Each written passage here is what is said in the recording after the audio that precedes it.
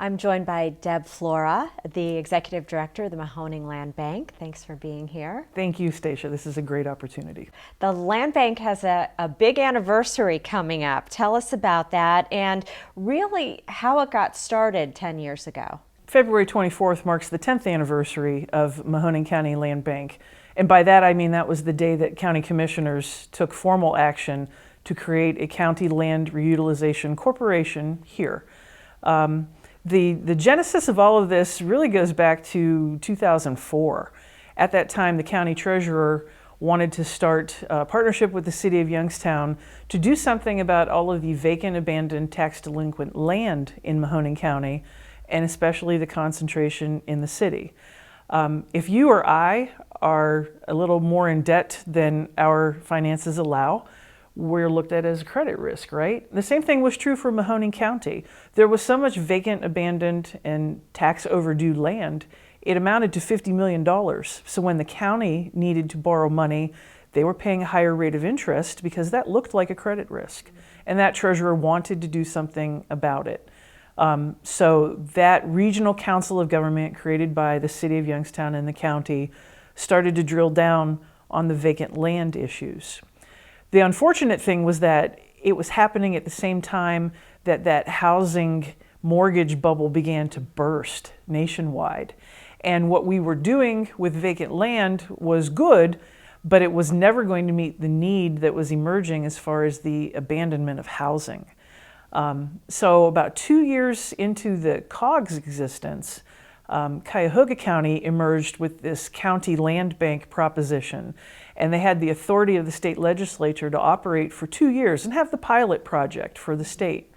But we couldn't afford to wait 2 years. So Mahoning County, Trumbull County, and some of the other more metropolitan areas of the state went to Columbus and said, we need this ability now. Cuyahoga cannot be the only one to do this. We're hurting as well. And so in April of 2010, that ability was extended to any county with a population, I believe, over 90,000 residents. So Cuyahoga was first, Lucas County was second, Trumbull and Mahoning counties were 3 and 4, only a few months apart to establish these programs. So really we were at the forefront of this process and this idea. We were, and it's no small wonder because after all, yes, we were hurting as a result of some mortgage lending practices that created some really bad conditions and people had to leave their homes involuntarily. But we have historic issues when it comes to property abandonment here also.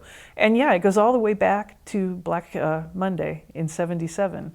So we had historic abandonment, and then another layer of pain that came with the problems associated with those loans that were adjustable and forcing people out because they just couldn't afford those conditions any longer.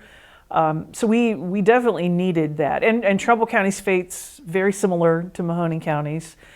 So yeah, it's no wonder that we were there neck and neck trying to start something. And both programs have done really, really great work. We're not nearly finished, but I think that both programs got off to a very strong start.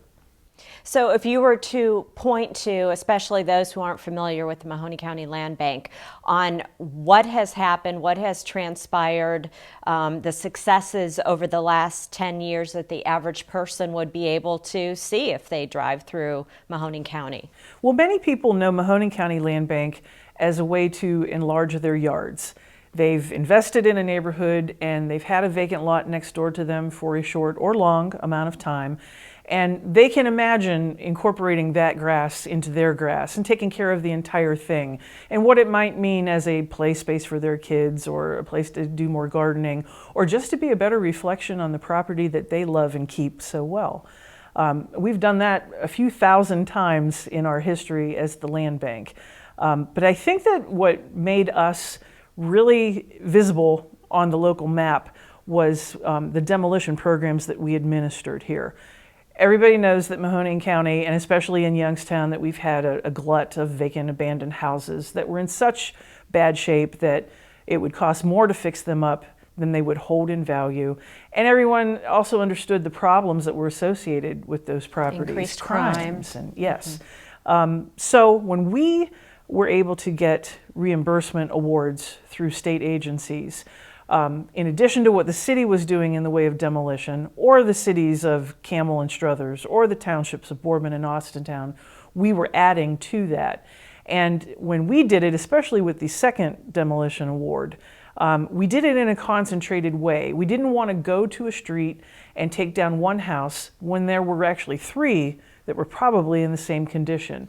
We were as complete as we could be in those situations, and I think that's when people began to feel and to notice that things really were changing. And again, it was the City of Youngstown's demo program and the Mahoning County Land Bank's demo program that made that palpable difference in the city. But I do believe that people have noticed that. One of the great features also out of that second demolition reimbursement award, that funder's guidelines insisted that after demolition we would do something with the land. If you walk away from a demo site, you have a lot of dirt and mud, and over time Mother Nature will take over in kind of an unruly way. But we had to at least plant grass. And the way that the money became available, we could aggregate it in a way so that we could create something bigger and better in some places. And so we actually installed a couple rain gardens. One's on Coatesville Road in Campbell, and another one is on the west side in the Garden District. We did some really nice features with perennial flowers and native trees and grasses and things.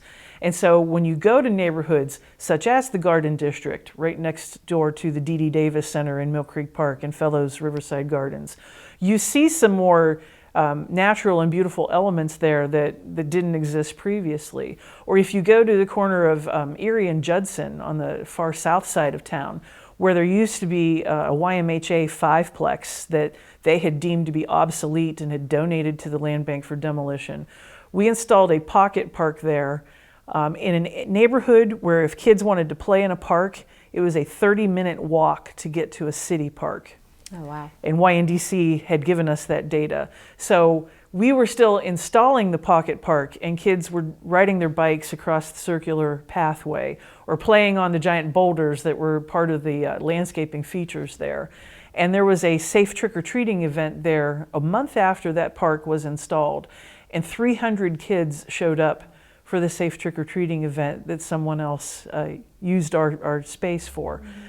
So those are the things that I think gave Mahoning County Land Bank more of a reputation for being a problem solver and for getting things done.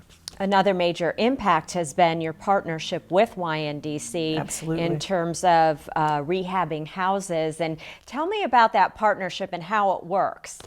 Yes, so I was an original board member of YNDC upon its creation, and that preceded the creation of Mahoning County Land Bank. So when we had the land bank, it was very easy and natural for the staffs of the land bank and YNDC to talk about what could be. And one of the first things that we did, and it was actually the idea of Ian Beniston from YNDC, he wanted to use the land bank as a way to acquire houses for renovation. And we know that they've done a marvelous job with renovation over the years. But for the land bank to participate by making sure that title was clean and clear to some of the abandoned properties that came with some financial baggage, there was a value in that to Ian. And so he said, here's what I'd like to do. You sell the property to us for a very low cost. We're going to renovate it using our own funds. We're going to market it and we're going to sell it. After we have recaptured our expenses out of the sale, anything residual in the way of income, we're going to share 50-50. That wasn't a really hard sell for us. And so we did it. And quite frankly, you know, it works best when you are looking at it in the aggregate. There are times when YNDC might actually have to spend a little bit more than it will get back out of a sale. But we all still win because there's a good, solid, secure, beautiful house that someone is now occupying again. And so we live for those moments also. But overall, it has generated revenue for this program and for YNDC to continue its market rehab. It works beautifully. And so we're not the only way that they acquire houses, but we are a significant way. And it's especially the properties that have to have some legal intervention because you can't find an heir to talk to, or you know there's an open mortgage on that property and you can't find the lender to have that negotiation with. Some of these properties simply have to go through a court process to deal with those issues. We are the intermediary in that. And yeah, it's just one of many great ways that we work with YNDC. So what is the process for the land bank to actually acquire a house or a property? Is it something where you're checking with the courts on a regular basis? Is it something that people are calling in and saying, hey, there's this abandoned home? How exactly are you notified about these properties? Honestly, it's all of that. The tax foreclosure is what is a responsibility of the county treasurer and the county prosecutor. So the requests for tax foreclosure come from those offices, but we have dialogue with the county treasurer, who happens to be our board chairman, and we're able to request action on properties that YNDC notices when they're doing neighborhood plans. And they know that there are 10 houses, maybe in a particular area, that are tax delinquent and show the signs of vacancy and abandonment. Or someone calls in and says, hey, I wish I could have that house, I wish I could buy it, but there's nobody to talk to about it. That family's long gone. Those are the situations that lead to tax foreclosures happening, and so we make those requests for of the treasurer and prosecutor, and we have to supply certain documentation to ensure them that this truly is a vacant, abandoned property, including some affidavits that we sign. So we don't get to be wishy-washy about any of this. We have to be certain about what we're requesting. So yeah, most of the properties come to us as a result of tax foreclosure. We do have some donations, and we have acquired properties in other ways too. Our first purchase of a property, in fact, will be finalized next week. So most of it, though, is tax foreclosure because we want the mortgages to be dealt with, the other types of liens. It's the only way that we're going to be able to get people to accept these properties and to invest in them. And that's the important piece. What we do is important, but what happens afterward is equally important, if not greater. How big of an issue are out-of-town landlords? To us, it is a significant issue. And there isn't anything wrong with property investing. And there are many fine examples in Youngstown of good landlords who are really doing a great job, and they look out for people, and they are affordable in their rents and everything. But what we have found in our experience is that the out-of-town, out-of-state, out-of-country investors don't necessarily have local representation. They don't have a property advisor. They don't have anybody doing the maintenance for them here. And they can be lax on their real estate tax payments. Are there a lot of out-of-country landlords? Oh, yes. We have requested tax foreclosures that led to the prosecutor's office trying to inform owners in Belize, Portugal, England, the Netherlands, Australia, New Zealand. Yes, it's one of the outcomes of being one of the most affordable housing communities in the nation. We know that we've earned that reputation year after year. But then when people looking in here from the outside see how low some houses can be sold for, they think it's a great investment, and they might be short selling what it means to invest in a property that's been abandoned for a while. And they in turn abandon it, and the cycle continues very sadly. So yes, we like investment, but we like it to be as close to home as possible.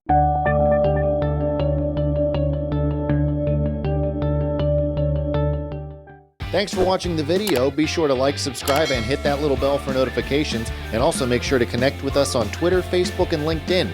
For all of your business news, visit businessjournaldaily.com. For all of your arts and entertainment news, go to afterhoursyoungstown.com.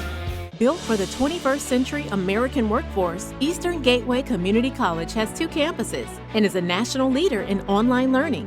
EGCC.edu is a digital gateway where 30,000 students are quickly transforming their financial futures through degrees, certificates, transferable credits, and higher paying jobs. And now, residents of the Mahoning Valley can enroll in summer classes for free. It's the EGCC Summer Guarantee, Eastern Gateway. America's new workforce starts here.